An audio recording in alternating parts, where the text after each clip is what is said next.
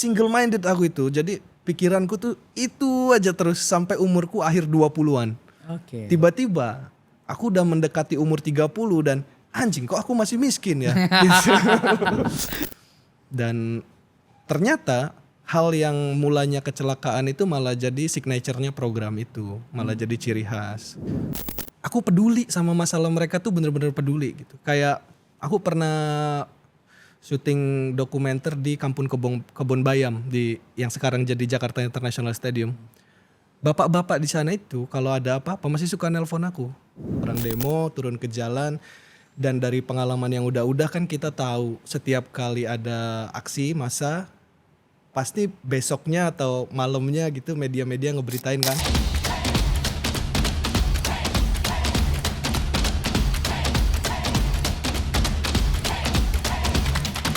Ya oke. Halo Bang Dianugrah. Belmondo. Nggak pakai pembukaan nih Bang. Iya. Ngobrol doang nih. Karena Let's go. sempat penasaran sama Bang Dianugrah juga. Dan terakhir tuh gue nonton konten lo itu yang tentang anarkis itu loh Bang. Oh di Malaka Project ya? Di Malaka Project. Jelasin dong Bang, maksudnya apa sih itu? Oke. Jadi kan beberapa waktu yang lalu itu Indonesia lagi banyak demo nih kan. Peringatan darurat Peringatan itu ya. darurat yang ya nasional lah itu concernnya. Orang demo turun ke jalan dan dari pengalaman yang udah-udah kan kita tahu setiap kali ada aksi massa pasti besoknya atau malamnya gitu media-media ngeberitain kan aksi anarkis apa segala macam tindakan anarkis. Dan itu kesalahpahaman yang terjadi berulang-ulang gitu, menyamakan anarkisme dengan kekerasan. Dari situ aku pikir oh ini sekalian aja mumpung ada momentumnya aku jelasin secara objektif anarkisme itu apa gitu. Jadi apa anarkisme itu yang bedanya dari kekerasan? Iya dia ini ya, dia tuh filsafat politik, praksis gitu yang menginginkan apa ya, kebebasan lah dalam istilah yang paling luas ya, kebebasan nggak dikekang sama masyarakat yang hierarkis gitu, nggak dikekang sama otoritas. Jadi kalau menurut para anarkis tuh pikiran mereka tuh adalah demokrasi yang sesungguhnya gitu, demokrasi yang tidak lewat perwakilan, tidak lewat kotak suara, semua keputusan mereka ambil bersama-sama selama itu menentukan kepentingan mereka gitu. Yang berarti yang demo peringatan darurat kemarin itu jatuhnya anarkis berarti ya? Enggak juga, enggak juga mesti, ya? enggak mesti. Di level mana tuh mereka itu menurut lo?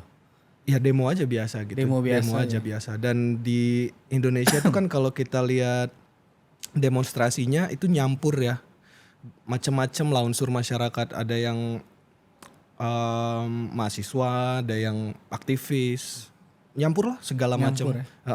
Yang jelas sih kalau belakangan ini aksi-aksi yang gede itu narasi gedenya kan liberal demands ya, tuntutan untuk menghargai penegakan hukum lain sebagainya gitu. Nah tapi menariknya walaupun cerita paling besarnya itu soal hukum, ketika demo tuh orang kan bisa bawa narasi-narasi lain, bawa agenda-agenda lain. Misalnya kemarin waktu peringatan darurat tetap ada tuh buruh yang turun ke jalan dan bawa isu soal ketenaga kerjaan gitu. Teman-teman aktivis perempuan bawa isu soal perempuan dan lain sebagainya. Jadi wadahnya tuh cukup besar untuk banyak agenda. Dan memang kemarin itu berarti lu kemudian buat konten tentang anarkis itu karena ada momentum untuk mengedukasi gitu. Betul, ada momentum untuk menjelaskan. Dan tentu saja itu bukan hal baru ya, orang udah sering melakukannya. Tapi ya ketika kita ngerasa ini perlu kita lakukan ya dilakukan aja. Dan kalau gua kasih pertanyaan gini Bang, 98 itu masuk kategori anarkis gak sih? Sama sih kayak yang sekarang ya, kayak banyak unsur lah di dalamnya. Karena di Indonesia tuh kita lihat mungkin demonya nggak anarkis, mungkin pihak-pihak yang mulai bakar ban gitu nggak sih? Nggak semua juga, nggak semua juga. Jadi nggak sama ya antara pengrusakan gitu dengan anarki gitu. Anarkisme tuh dia harus ada tujuannya. Terus misalnya mereka ngebakar apa gitu, itu tuh kan bakar gedung DPR misalnya. Nah itu mesti diperiksa tuh di belakangnya tuh ada motif apa gitu. Kalau motifnya cuman buat mengacau ya nggak bisa dibilang sesuai gitu ya sama prinsipnya. Kalau anarkisme itu kan motifnya tuh mesti ada mutual aid gitu. Mutual aid tuh kayak apa nih ya yang kita lakukan buat kepentingan bersama gitu. Ya kalau nggak ada kepentingannya, nggak ada ininya, nggak bisa dong jadi motif gitu. Tapi Kalau kan cuma kemarin lu bikin kan kacau. ikut demo juga tuh kan peringatan darurat. Lu pesimis gak sih sama pemerintah hari ini? Enggak sih. Aku ngerasa gini Bel, Gimana kayak tuh? em, Atau masih ada harapan optimisnya? Gimana nih? aku tuh ngelihat ya perubahan sosial segala macam tuh bukan kerja satu malam gitu, bukan kerja satu hari. Ibaratnya tuh kayak kita tuh lagi nulis satu buku gede bareng-bareng. Kadang kita nulis satu kata dihapus sama orang lain. Kita nulis setengah kalimat, orang lain nyambungin ke kalimat lain. Nah itu perubahan sosial tuh kayak gitu. Kerja besar di mana banyak sekali orang terlibat dan kita nggak bisa nganggap harus segera kelihatan hasilnya. Mungkin nggak di generasi kita, mungkin di 2-3 generasi ke belakang baru ada perubahan yang terlihat, baru ada perbaikan yang kelihatan, dan nggak apa-apa, karena itu harus dilakuin. Jadi regardless of hasilnya kapan kelihatan, efektif atau enggak, ya itu cuman kita bisa pahamin sambil kita belajar, sambil kita jalan, lakuin gitu. Kalau kita nggak ngapa-ngapain ya nggak ada lagi gitu peluang untuk perbaikan. Analogi lu keren juga bang. Buku kita lagi tulis ya. Kalau memang ada yang hapus ya ditulis lagi, bahkan ada yang nyambungin. Gitu. Betul. Kadang kita lagi tulis tangan kita dipegang orang gitu kan. Dan demo kemarin adalah salah satu cara untuk Mengintervensi itu ya. Dibilang pesimis nggak juga pesimis. Iya. Tapi upaya-upaya supaya ya lebih better lah gitu. Iya, tetap harus dilakukan. Tapi kita harus tahu diri gitu. Maksudnya ya kali lu demo sekali 2 kali mau langsung Iya juga ya. dihapus tuh Omnibus Law misalnya, apa ketenaga kerjaan diganti kan nggak mungkin ya. Ya kalau ada kemenangan kecil kita rayakan, kalau nggak ada ya jangan putus asa juga. Tapi panggilan terbesar lu ikut demo kemarin apa? Aku tuh sebenarnya ya concernku itu isu-isu kelas pekerja sebenarnya. Kayak waktu Undang-Undang Cipta Kerja waktu itu, kayak setelah yang baru disahkan kan kita bisa ngelihat gimana pesangon itu nilainya berkurang. Oh isu pekerja. Isu kelas pekerja ya. Gimana misalnya orang bisa dikontrak kerja tanpa kepastian, makin parah. Dan itu menurutku makin kesini tuh makin urgent isunya. Terus apalagi ya, penciptaan lapangan kerja itu mostly sekarang informal. Gimana tuh maksud informal tuh? Informal tuh pekerjaan-pekerjaan yang gak resmi. Oke. Gak resmi, gak ada kontrak, gak ada jaminan sosial, gak ada perlindungan terhadap kecelakaan kerja. Dominan sekarang penciptaan lapangan kerja tuh didominasi informal. Kalau dulu mungkin 10 tahun lalu itu formal. Nah formal ini aman, ada pesangon, ada kalau kita sakit ada asuransi dari kantor. Informal ini semua nggak ada. Salah satu contoh terbesar yang kita bisa lihat itu gig ekonomi, kayak driver, Ojol. ojol, Yang kemarin demo kurir, juga tuh iya. ya. Dan mereka demo gitu kemarin karena situasinya udah cukup gawat ya buat mereka. Nah isu itu tuh yang core-nya buatku, isu-isu kelas pekerja. Cuman kan nggak setiap hari orang tuh bisa turun ke jalan ya. Nggak tiap hari ada keresahan yang cukup besar untuk semua orang Indonesia marah gitu. Makanya tadi aku bilang apapun isu utamanya, ketika masa itu bisa dimobilisasi, ya kita ikut aja. Kita bawa agenda yang jadi concern kita. Yang ojol kemarin lu ngikutin gak sih bang? Iya, ikutin. Menurut lu gimana tuh? Kan kalau nggak salah isunya 2 tuh kalau ojol itu. Pertama, potongan tarif mereka terlalu tinggi. Iya. Yang kedua mereka nggak ada jaminan. Betul. Ya kan gimana lu menanggapi itu tuh? Aku tuh cukup sering ya kalau lagi naik Gojek itu, naik apapun lah ya, driver online gitu. Dia cerita, curhat lah sopirnya itu bilang kayak dia ngerasa perusahaan itu lebih mengutamakan kepentingan customer bukan driver. Padahal kan mitranya driver. Aku denger itu jadi mikir Bel, kayak kok jadi yang berhadapan itu customer sama driver. Padahal kan posisi kita tuh nggak ada yang lebih kuat sebetulnya antara pengguna sama driver gitu, penyedia servis. Yang jadi masalah kan penghisapan itu dilakukan terhadap perusahaan kepada mitra gitu. Nah ini yang harus diperiksa. Makanya ketika kemarin tuntutan mereka itu kepada perusahaan itu menurutku udah benar, udah tepat. Tinggal nanti dicari aja caranya gimana supaya bisa sesuai gitu sama kemampuan masing-masing gitu. Kan ojolnya juga demo ke pemerintah juga tuh supaya Betul, pemerintah butuh regulasi. supaya memperkuat posisi mereka bahwa jangan jadikan mitra aja dong. Anggap kita sebagai pegawai dari perusahaan ini. Pengennya diformalkan Diformalkan pekerjaannya. kan? Iya, diformalkan supaya aman gitu. Supaya pekerjaan informal tuh gawat sebenarnya, Bel. Kayak kita misalnya kan membayangkan kualitas hidup kita tuh harus naik gitu. Hari ini kita tinggal di kos-kosan, besok kita pengen punya rumah. Hari ini kita nggak punya kendaraan, besok kita pengen at least kita mampu naik transportasi publik misalnya. Nah, peningkatan kualitas hidup ini sangat sulit dibayangkan jika pekerjaan kita informal. Orang jaminan dapat duit besok aja kita nggak tahu. Belum lagi nanti punya anak mau sekolah dan lain sebagainya. Jadi hidup itu terasa nggak punya masa depan di pekerjaan informal.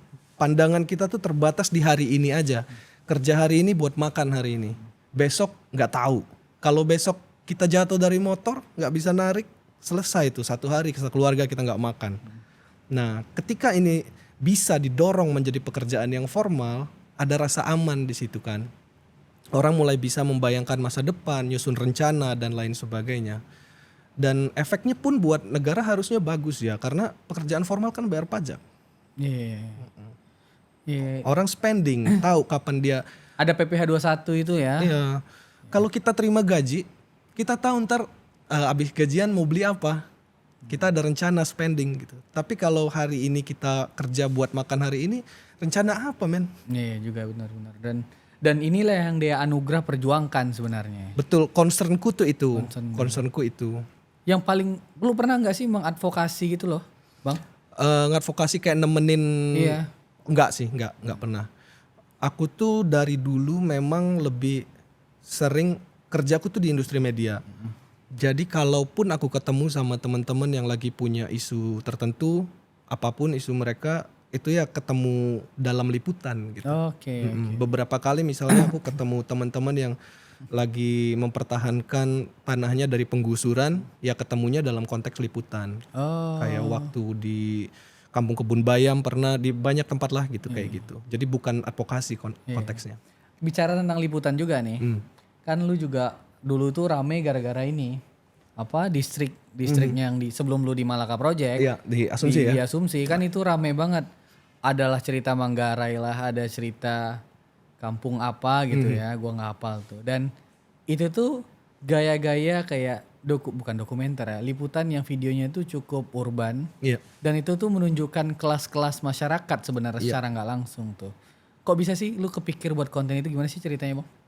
Awalnya sih assignment itu, tugas dari kantor. Oh gitu. Iya, jadi waktu itu CEO-nya Asumsi, si Pange, sama Pemret.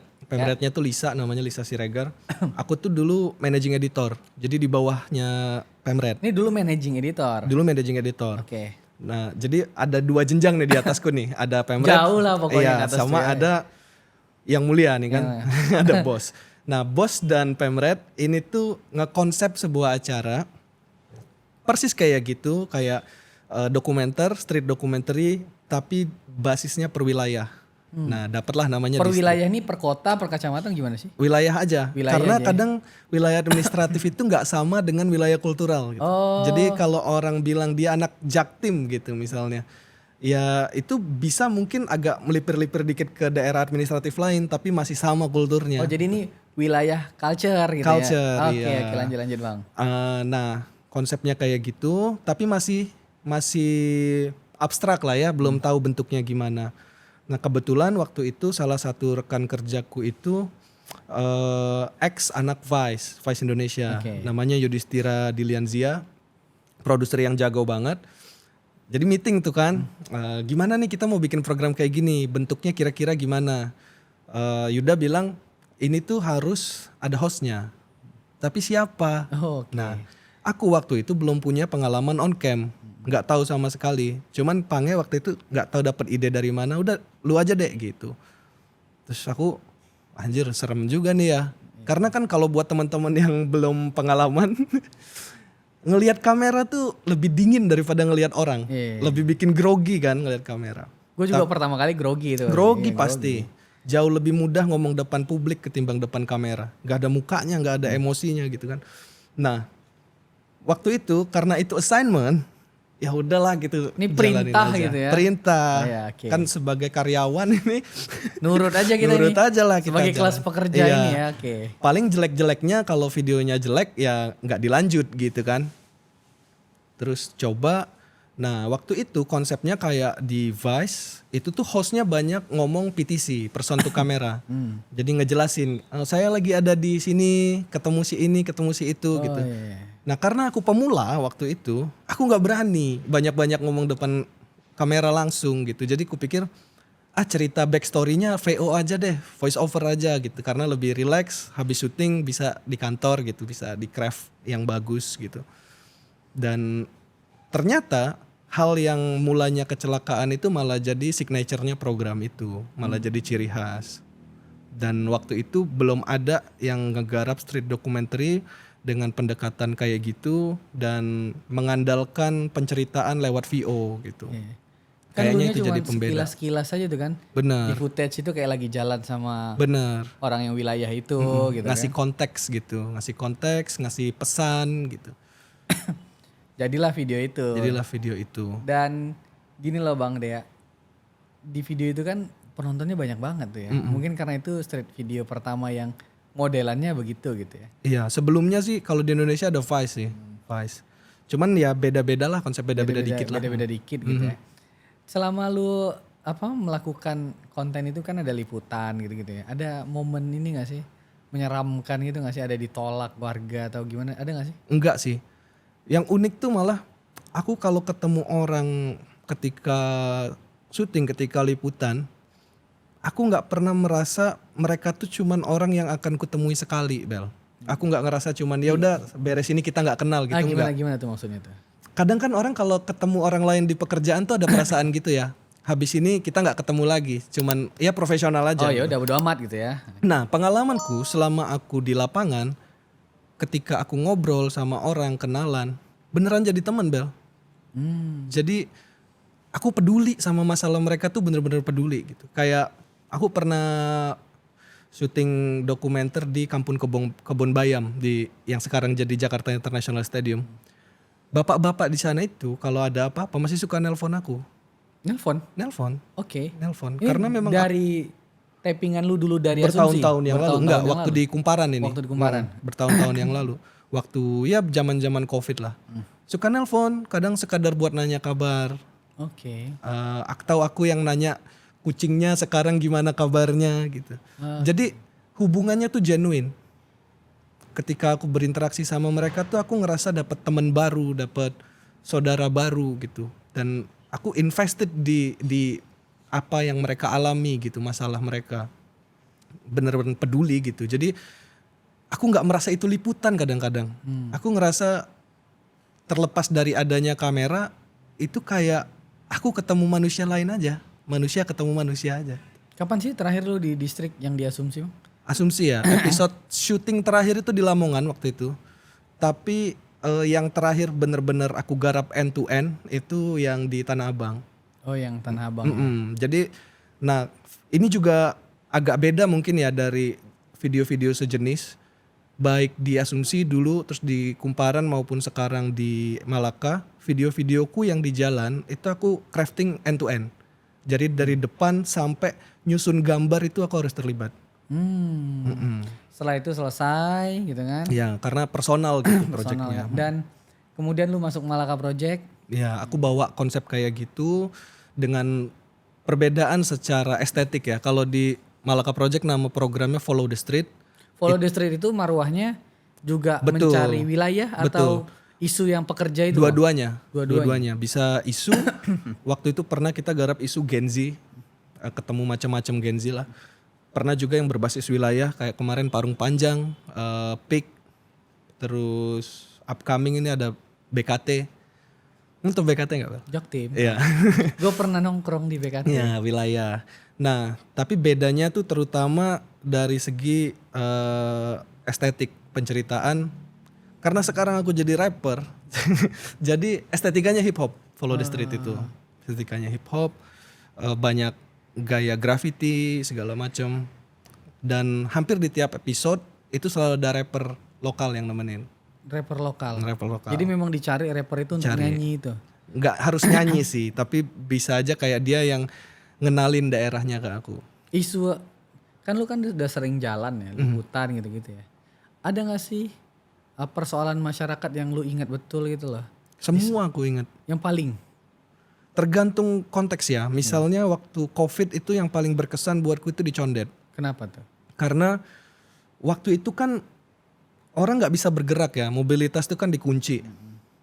Padahal ada banyak orang yang baru bisa makan kalau dia bergerak. Kalau dia keluar rumah, dia cari-cari kemana, pekerjaan informal tadi kan. Tapi ini harus ditutup, dikunci gitu, orang nggak bisa gerak.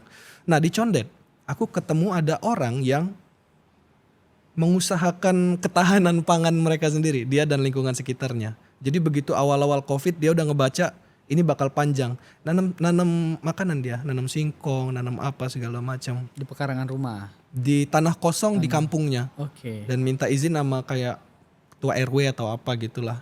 Dia ngejelasin gitu kayak ini kalau panjang banyak orang yang gak bisa makan nih Pak gitu. Kita siapin aja dari sekarang dan itu jalan gitu. Nah menurutku manusia-manusia kayak gitu tuh genuine dan punya apa ya, layak untuk diceritain ke publik yang lebih besar gitu. Kayak ada loh manusia yang kayak gini nih. Yang Ada loh. melakukan antisipasi ini ya. Iya dan memikirkan gak hanya dirinya sendiri Bel. Dia mikirin orang-orang di sekitarnya juga. Terlepas dari seberapa efektif yang dia lakukan, aku tuh suka nunjukin ada orang kayak gini gitu. Ada antisipasi itu ya. Mm-mm. Dan kalau kita bicara tentang pekerjaan formal, informal tadi kan. Itu kan bukan hanya persoalan yang terjadi karena masyarakatnya tidak menemukan pekerjaan. Betul. Tapi terjadi juga karena pemerintahnya tidak menyediakan lapangan pekerjaan yang baik. Betul. Ada dua unsur kan, unsur dari masyarakatnya, unsur dari pemerintahnya. Betul. gitu kan. Apa sih kritik lu terhadap pemerintah ini supaya apa ya, kelas-kelas pekerja, kelas-kelas informal ini yang hidupnya tuh jadi tinggi lah harapan hidupnya. Kan selama ini kayaknya pemerintah kita tuh nggak konsisten gitu loh Bang Dea. Iya. Menurutku sih problemnya memang gak hanya di pemerintah ya. Ini tuh kayak masalahnya rumit gitu, berbelit-belit. Dari segi pendidikan juga ada problem. Kayak apakah benar pendidikan kita itu kayak yang dianggap orang ya. Orang tuh kan mikir pendidikan tuh jalan menuju dunia kerja kan. Apa udah benar? Pekerjaan macam apa yang bisa didapat dari pendidikan di Indonesia? Terus Kan orang biasa membayangkan gitu kan, sekolah bagus-bagus, kerjanya bagus gitu. Betul, Tapi kan nyatanya udah sekolah bagus-bagus, kerjanya nggak tersedia. ternyata selama ini kenyataannya nunjukin bahwa dua hal itu nggak ada hubungannya toh. Iya, nggak ada hubungan sama Mau sekali. kita nggak sekolah juga, kalau kita tahu apa yang harus kita lakukan untuk masuk ke dunia kerja ya masuk gitu. Sebaliknya pun begitu gitu. Sekolah bagus segala macam, tapi kita nggak punya kemampuan untuk tap in ke industri yang enggak. Nah masalahnya kemampuan untuk masuk ke industri, ke dunia kerja itu sejauh ini tuh individual, ditentukan sama kemahiran individual. Entah orangnya cukup punya network, entah orangnya sangat jago di bidangnya sehingga mau nggak mau orang harus pakai dia gitu. Individual kan itu. Padahal yang nggak jago dan yang nggak punya network pun butuh kerja, men. Iya betul. Nah itu dia. Tentu ada urusannya sama pemerintah ya. Tapi aku pun nggak bisa nunjuk misalnya, oh ini loh kesalahan pemerintah persisnya di sini. Saking rumitnya masalahnya gitu. Tapi upaya apa yang lu akan lakukan terus-menerus Bang? Untuk orang-orang semacam ini, untuk pekerja-pekerja ini loh. Aku tuh menyadari bahwa yang bisa kulakukan tuh nggak banyak, Bel. Aku kerja di media. Kan bersuara aja tuh. Betul, aku kerja di media, aku bisa ngomong di depan kamera, di depan orang, ya itu aja yang kulakukan. Mungkin cuman nge-highlight masalahnya, ini loh masalahnya gitu. Aku nggak tahu solusinya apa. Solusinya kita pikirin bareng-bareng dan ada pemerintah juga yang Itu tugas mereka lah kan, ya, lu dibayar pajak buat tolong mikir pikirin gitu ya. Nah dari apa yang mampu kulakukan ya mungkin paling enggak nunjukin masalahnya ini. Dan nunjukin juga misalnya ada orang-orang yang mampu melakukan itu di luar jangkauan pemerintah. Kayak yang tadi aku cerita di Condet. Banyak manusia kayak gitu yang mungkin bisa menginspirasi kelompok-kelompok lain di tempat-tempat lain. Kira-kira gitu. Dan apa sih, bukan tips ya, saran dari lu lah. Untuk, kan banyak teman-teman yang masih sekolah bahkan atau teman-teman yang masih mau cari pekerjaan ini, supaya mereka itu tidak tidak terjebak pada imajinasi mereka bahwa pendidikan itu akan mengantarkan kau ke tempat yang lebih bagus kerjanya gitu. Ya. Kan seharusnya mereka berinovasi juga, entah menciptakan pekerjaan baru atau apapun gitu ya. Ada saran gak sih dari lu Bang? Apa ya? Kayaknya aku nggak punya saran sih Bel. Silakan nonton Malaka Project nah gitu. Karena aku pun menjalani hidupku itu kayak ya udah gitu aja gitu. Ngikut Kayak, aja gitu ya. iya, kuliah pun aku ya kuliah aja. Karena interestku itu nulis dulu, aku muncul tuh sebagai penulis. Iya, gue sempat tahu Iya, tuh. yang ada di pikiranku tuh cuman gimana caranya bikin tulisan yang bagus gitu. Besok lebih bagus dari hari ini. Single minded aku itu. Jadi pikiranku tuh itu aja terus sampai umurku akhir 20-an. Oke. Tiba-tiba aku udah mendekati umur 30 dan anjing kok aku masih miskin ya. Gitu. Kan aku mau kawin ya gitu. Gimana waktu itu kan belum nikah. Kayak mana ini? Oh, ada bisa. keinginan mau nikah ini, jadi kok belum sampai-sampai Iya, tabungan ini tiba-tiba ya? karena pikirannya single minded itu, begitu sampai di titik itu kaget aja gitu, kayak apa yang kulakukan dengan hidupku selama ini gitu. Ya tentu aku tahu ya apa yang kulakukan, cuman kayak Kok nggak sampai-sampai ya? iya, sementara kalau misalnya aku lihat banyak lah teman-teman yang bahkan lebih muda gitu yang menjalani hidup tuh dengan rencana yang terukur, tertata jelas. Jadi 5 tahun ke depan dia akan ngelakuin apa, dia akan mencapai apa. Nah aku tuh di usia 20-an ku menghabiskan tahun-tahun itu dengan bablas aja gitu, hantam aja. Dan aku baru berpikir perlu punya rencana untuk hidup secara personal segala macam itu ketika umurku udah mendekati 30. Terlambat tapi ya sudah gitu. Karena tiap orang beda-beda kan. Iya, berarti ya ada saran dari lu pada akhirnya ya buat plan, buat rencana, jangan kemudian nanti di umur 30 lu baru kebingungan Betul. kan. Tapi aku nggak bisa bilang itu sebagai tips. Iya. Karena kondisi material orang tuh beda-beda Iya sih. gitu. Setidaknya ada plan lah Bang, walaupun material yang nggak ada. Iya. Tahu lah apa yang mau dikerjakan dan coba Ya dikerjakan. perlu sih rencana. Cuman ya kalau misalnya kalian masih merasa belum butuh rencana ya udah silakan. Kalau belum butuh rencana ya happy-happy aja dulu gitu. Ya, yang penting sih kita ngerjain sesuatu yang kita suka sih. Iya. Yang kita suka, urusan kita mau sejahtera atau enggak itu ya pikirin masing-masing lah gitu. Mungkin ada yang betah kayak ya udah selamanya aku mau mepet UMR gitu mungkin ada dan ya sudah. Mereka mencari ini ya. Ya udah safe zone aja, zona aman. aja. Iya, karena orang tuh kan biasanya punya ide tentang tujuan hidup dia. Nah, dan ide tiap orang tuh beda-beda. Ada yang tujuannya itu akhirat misalnya, ada yang tujuannya itu masyarakat tanpa kelas, macam-macam gitu. Masyarakat baru. Ya. Masyarakat baru, iya macam-macam. Setelah ini lu mau konten apa lagi sih di Malaka? Kan udah anarkis nih. Eh, Ada ide apa lagi sih? Follow the street yang baru itu yang BKT tadi. Ya, oh berencana BKT tadi. BKT tadi. Kalau yang monolog, yang follow the script, Ya. belum sih, belum ada tapping. Oke, itu aja Bang. Gue pengen ngobrol santai dan Siap. terima kasih banyak Bang Dea Anugrah. Thank you, Bel. Konten creator kelas pekerja. Thank you. Terima kasih banyak Bang. Sama-sama. Terima kasih banyak teman-teman.